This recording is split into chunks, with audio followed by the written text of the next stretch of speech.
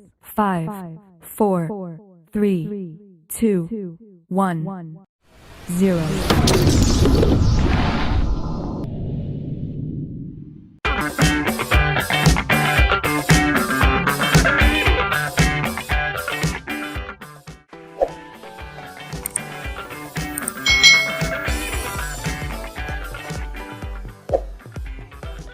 Hai, selamat datang di channel YouTube Kak Citra. Apa kabar adik-adik semuanya? Kak Citra berharap kalian dalam keadaan yang baik, sehat, dan siap untuk belajar ya. Nah, di semester 2 ini kita akan belajar bersama-sama di tema 6, Cita-citaku, subtema 1, Aku dan cita-citaku, pembelajaran yang pertama. Mari adik-adik yang duduk di kelas 4, kita belajar bersama-sama. Adik-adik, apakah kalian mempunyai cita-cita? Lalu apa cita-cita kalian? Nah, apakah kalian pernah membayangkan akan menjadi seorang apa ya di kemudian hari nanti? Apakah hal yang kamu bayangkan itu sebuah kegiatan atau sebuah pekerjaan? Apakah kamu pernah membayangkan kelak akan mengajar menjadi seorang pilot, arsitek, dokter hewan, atau pekerja seni? Nah, mari kita belajar tentang cita-citaku. Adik-adik, perhatikan gambar berikut ini. Kira-kira pekerjaan apa ya yang ada dalam gambar tersebut? Nah, mungkin ada yang bercita-cita menjadi seperti ini adik-adik. Nah, ini adalah seorang guru. Aku seorang guru. Lalu tugas seorang guru itu kira-kira apa ya adik-adik? Bagi kalian yang ingin menjadi seorang guru, kegiatan utama kalian sehari-hari adalah mendidik siswa dengan ilmu yang berguna serta memberikan contoh sikap yang baik untuk bekal hidupnya. Nah, contohnya Kak Citra. Kak Citra adalah seorang guru. Dulu waktu kecil cita-cita Kak Citra juga memang ingin menjadi seorang guru. Nah, sekarang cita-cita kalian apa nih adik-adik? Lalu gambar yang kedua, kira-kira ini seorang apa ya? Cita-citanya apa ya ini ya? Ya, ini disebut dengan arsiteknya. Aku seorang arsitek. Nah, arsitek ini kegiatan utamanya apa? Nah, kegiatan utamanya adalah merancang bangunan dan mendesain sebuah bangunan. Jadi arsitek ini merancang bangunan sebelum dibangun adik-adik, dia akan menggambar rancangannya dan mendesain bangunannya. Ini kalau cita-cita kalian menjadi arsitek nih adik-adik. Lalu gambar berikutnya, kira-kira apa ya ini ya? Ya, ini adalah dokter hewan. Nah, dokter hewan ini tugas utama atau kegiatan utamanya adalah mengobati hewan dan merawat hewan yang sedang sakit. Siapa yang ingin menjadi dokter hewan adik-adik? Yang berikutnya, kira-kira ini apa ya? Ya, ini adalah seorang pelukis. Siapa yang ingin menjadi pelukis adik-adik? Apa sih kegiatan utama dari pelukis ini? Kegiatan utamanya adalah melukis di atas kertas atau kanvas. Bisa juga mengadakan pameran dari hasil lukisannya adik-adik. Lalu contoh cita-cita yang lain ya adik-adik, kira-kira apa nih? Ya, ini adalah pilot adik-adik. Nah, pilot ini kegiatan utamanya adalah menerbangkan pesawat dan membawa penumpang dengan aman ke tempat tujuan. Itu tadi beberapa cita-cita yang mungkin kalian perlu ketahui ya adik-adik, apa sih kegiatan dari masing-masing pekerjaan atau cita-cita tersebut. Bagaimana dengan kalian semua? Kalian pasti mempunyai mimpi dan harapan tentang kegiatan atau pekerjaan kalian kelak. Itulah yang namanya cita-cita adik-adik. Coba adik-adik bisa tuliskan tentang cita-cita kalian, kegiatan utamanya, dan keahlian yang harus dimiliki sehubungan dengan cita-citamu itu. Contohnya kalau guru harus bisa mengajar, harus mengerti pembelajaran, dan lain sebagainya. Kalian bisa tuliskan ya di buku tulis kalian masing-masing. Udin dan Beni ternyata memiliki cita-cita yang sama. Mereka berdua ingin menjadi seorang guru. Menurut Udin, ia ingin menjadi guru karena gurulah yang membuatnya menjadi selalu ingin tahu tentang banyak hal.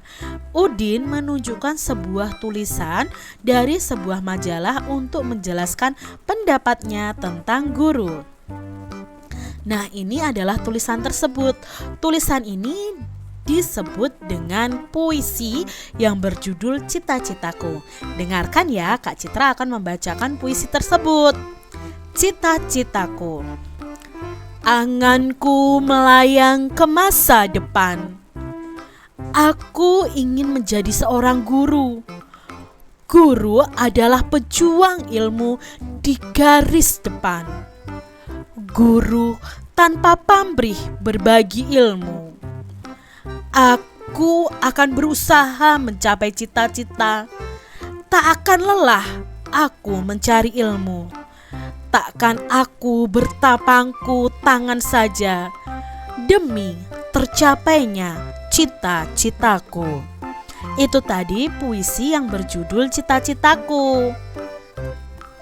Teks berjudul Cita-Citaku di atas merupakan sebuah karya yang disebut puisi. Apa itu puisi dan apa saja ciri-cirinya? Yuk kita pelajari adik-adik. Perhatikan bagian-bagian teks puisi yang dibaca. Diskusikan ciri-ciri dari teks tersebut. Sebagai panduan menemukan ciri-cirinya, kalian bisa menjawab pertanyaan-pertanyaan berikut ini bersama dengan Kak Citra. Nah, ini adalah teks puisi tadi, yaitu Cita-Citaku. Apakah adik-adik menemukan bahwa teks tersebut terdiri atas kumpulan kata-kata yang tersusun menjadi baris? Nah, di sini ya ada 8 baris. Nah, setiap barisnya itu tersusun dari kumpulan kata-kata. Berarti ya pada puisi tersebut terdiri atas kumpulan kata-kata yang tersusun menjadi baris. Lalu pertanyaan yang kedua, apakah kamu menemukan baris-baris tersebut itu terkumpul menjadi beberapa bagian? Ya, baris-baris ini terkumpul menjadi beberapa bagian adik-adik, yaitu terdiri dari 2 bagian ya. Masing-masing bagian memiliki 4 baris ya. Baris-baris tersebut terkumpul menjadi 2 bagian.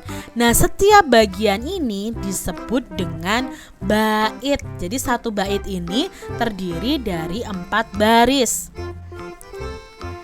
Lalu pertanyaan berikutnya, tuliskan bunyi vokal dari kata terakhir setiap barisnya. Ingat adik-adik, bunyi vokal itu berarti A, I, U, E, O. Itu huruf vokal adik-adik. Nah, di sini baris yang pertama itu huruf vokal terakhir adalah huruf A. Di sini U, di sini A, di sini U. Berarti ada bunyi vokal A, U, A, U. Sekarang bait yang kedua itu ada A, U, A, U. Jadi setiap baitnya ini bunyi vokalnya adalah yang terakhir ya, A, U, A, U. Dan baris kedua, bait kedua juga A, U, A, U. Lalu pertanyaan berikutnya, apakah kamu menemukan keteraturan bunyi vokal kata terakhir dalam setiap barisnya? Ya, kita menemukan ya, bunyi terakhirnya itu berselang-seling dari A, U, A, U. Lalu tunjukkan keteraturan itu. Nah, keteraturannya itu pada bait pertama, akhir kata setiap baris itu terdiri dari huruf hidup A, U, A, U. Begitu pula dengan bait yang kedua, yaitu A, U, A, U. Nah, dari bacaan ini atau puisi ini, penulisan puisi itu dituangkan dalam bentuk bait yang terdiri atas baris-baris. Setiap bait terdiri dari 4 baris. Lalu puisi ini memiliki rima akhir A, B, A, B. Tadi kan A, U, A, U ya. Nah, itu diumpamakan menjadi A, B, A, B. Jadi berulang terus. Puisi itu terdiri atas bagian-bagian yang merupakan kumpulan kata-kata yang disebut dengan baris. Nah, ini yang disebut dengan baris adik-adik. Lalu baris-baris puisi itu terkumpul menjadi bagian yang disebut dengan bait puisi. Jadi ini namanya satu bait. Satu bait ini terdiri dari 4 baris. Susunlah baris-baris puisi ini menjadi bait puisi adik-adik. Nah, Kak Citra punya kalimat puisi yang acak nih adik-adik ya. Nah, di sini ternyata rimanya sama, yaitu U semua.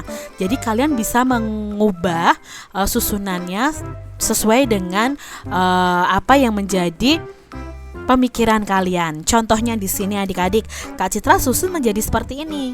Guru selalu membimbingku. Guru mengajakku untuk maju. Sungguh berjasa guruku. Ku ingin membalas jasamu. Ini jika disusun menjadi puisi yang baik dan benar. Nah, di sini kita lihat percakapan adik-adik.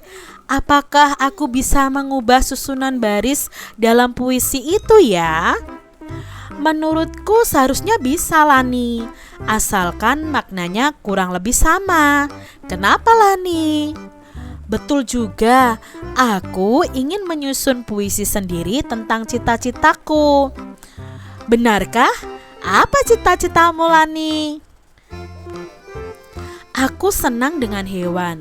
Aku ingin suatu hari nanti bisa menjadi dokter hewan agar aku dapat membantu hewan-hewan yang sakit dan butuh pertolongan.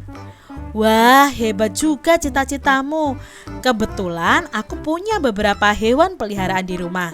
Mungkin besok aku bisa membawa mereka kepadamu untuk diperiksa. Ah, Udin, jangan bercanda. Itu nanti saja ketika aku sudah belajar banyak tentang hewan. Baiklah, Lani. Nah, itu tadi percakapan antara Lani dan Udin. Apakah adik-adik memiliki hewan peliharaan seperti Udin? Nah, di sini Udin memelihara kucing, kelinci, dan ayam. Apa saja hewan peliharaanmu itu? Lalu bagaimana cara adik-adik memeliharanya? Nah, tentunya kalian memelihara hewan harus dengan baik ya adik-adik ya, diberi makan, diberi minum, dan lain sebagainya.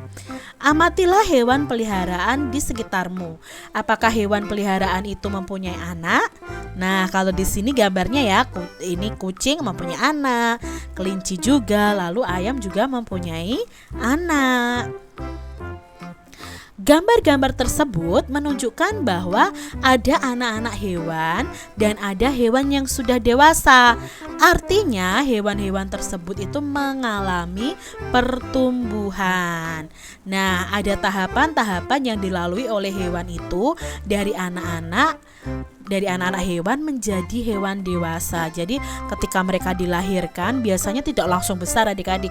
Mereka melalui tahapan dalam pertumbuhan. Nah, adik-adik, semua makhluk hidup itu mengalami pertumbuhan dan perkembangan. Hewan dan manusia mengalami beberapa tahapan pertumbuhan dan perkembangan dalam kehidupan. Nah, tahapan pertumbuhan dan perkembangan hewan itu membentuk sebuah siklus hidup atau nama lainnya daur hidup. Nah, hewan mengalami tahapan pertumbuhan dan perkembangan yang berbeda-beda. Misalnya ayam dan kucing, pertumbuhan dan perkembangannya pun berbeda. Ada jenis hewan yang mengalami perubahan bentuk di setiap tahap hidupnya. Namun ada pula hewan yang tidak mengalami perubahan bentuk adik-adik. Nah, hewan yang mengalami perubahan bentuk dalam siklus hidupnya berarti mengalami namanya metamorfosis. Jadi metamorfosis itu perubahan bentuk dalam siklus hidup seekor hewan ya. Contohnya kupu-kupu itu mengalami metamorfosis. metamorfosis. Kalau kucing itu tidak mengalami metamorfosis.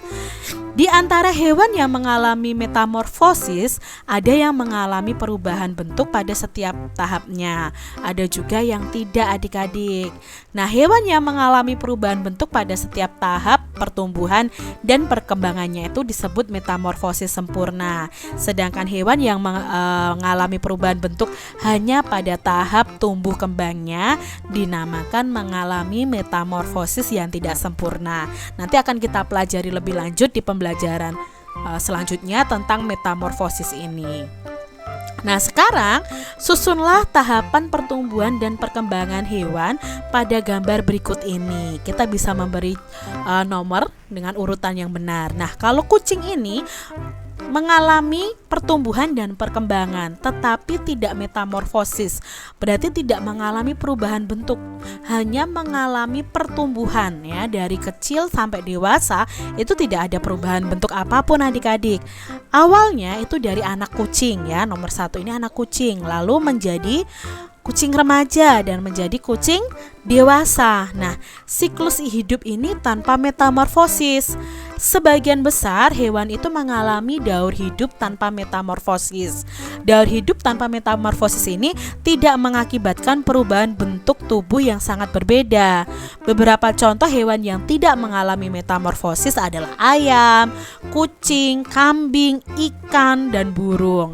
Misalnya saja siklus hidup hewan kucing. Zigot kucing berkembang di dalam rahim induk betina.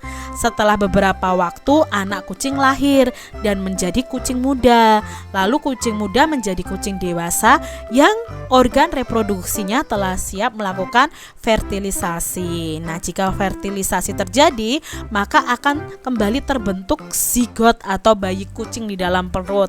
Lalu setelah itu yang betina akan melahirkan lagi menjadi anak kucing menjadi tumbuh menjadi kucing muda menjadi kucing dewasa.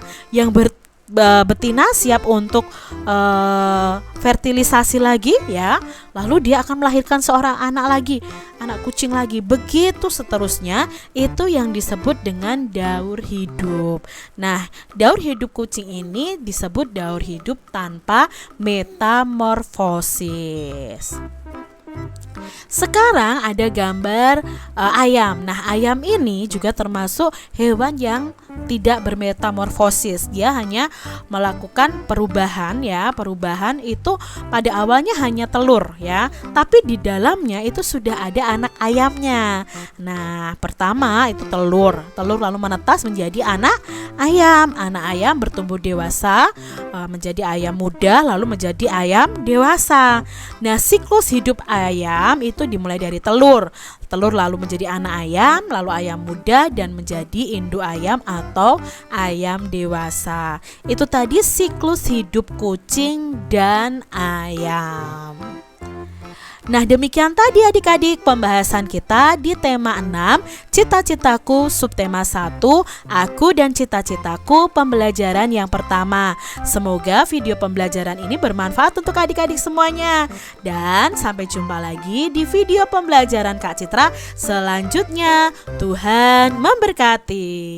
Jangan lupa tekan tombol subscribe, lalu tekan loncengnya, tekan juga tombol like, lalu share ke media sosial kalian. Jangan lupa untuk ikuti media sosial Kak Citra. Terima kasih.